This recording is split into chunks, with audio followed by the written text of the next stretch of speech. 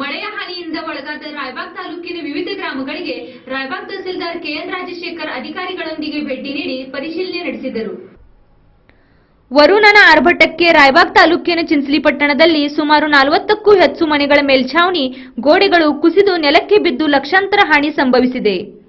ಅಲ್ಲದೆ ಈ ಮಹಾಮಳೆಗೆ ತಾಲೂಕಿನ ಚಿಂಚಲಿ, ಬಿರ್ಡಿ, ಬಾವನಸೌಂದತ್ತಿ ಗ್ರಾಮದ ಕಡಲ್ ಅಂಗಡಿ ಮನೆಗಳ ಒಳಗೆ ನೀರು ನುಗ್ಗಿ ಜನಜೀವನ ಅಸ್ತವ್ಯಸ್ತಗೊಂಡಿದೆ. ವಿಷಯ ತಿಳಿದ ರಾಯಬಾಗ್ ತಹಶೀಲ್ದಾರ್ ಕೆಎನ್ ರಾಜಶೇಖರ್ ನೇತೃತ್ವದಲ್ಲಿ ತಾಲೂಕಾ ಅನುಷ್ಠಾನ ಅಧಿಕಾರಿಗಳ ಜೊತೆ ಮಹಾಮಳೆಯಿಂದ ನೀರು ನುಗ್ಗಿದ್ದ ಮನೆಗಳಿಗೆ ಭೇಟಿ ನೀಡಿ ಮಳೆಯಿಂದ ಕುಸಿದ ಮನೆಗಳಿಗೆ ಹಾಗೂ ನೀರಿನಲ್ಲಿ ನಿಂತ ಬೆಳೆಗಳನ್ನು ವೀಕ್ಷಿಸಿದರು. ತಾಲೂಕಿನ ಬಾವನಸೌಂದತ್ತಿ, ಡಿಗ್ಗೇವಾಡಿ, ಜಲಾಲ್ಪುರ್, ಬಿರ್ಡಿ ಗ್ರಾಮಗಳು ಸೇರಿದಂತೆ ಚಿಂಚಲಿ ಪಟ್ಟಣಕ್ಕೆ ಭೇಟಿ ನೀಡಿ ಪರಿಸ್ಥಿತಿಯನ್ನು ಅವಲೋಕಿಸಿದರು.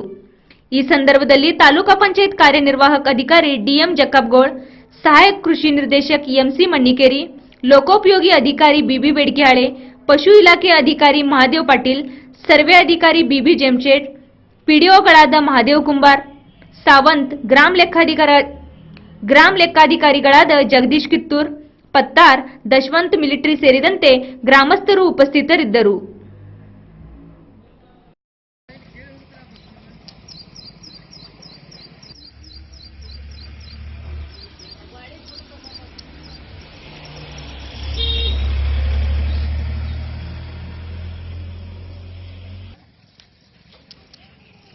ನಮ್ಮೂರ ಚಿಕ್ಕದ ಬಾಜು ಬಂದಿದ್ರು ಪತ್ತಾಗ ಫೋಟೋ ತಗೊಂಡು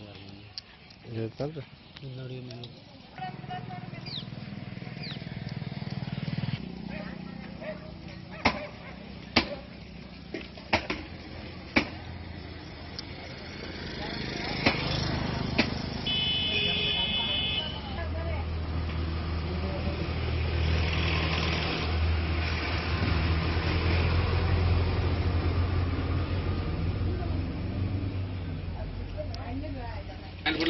ಏನಾಯ್ತು ಮಳಿ ಬೀಳಾಯ್ತ್ರಿ, ಒಂದು ವಾರ ಆಯ್ತ್ರಿ.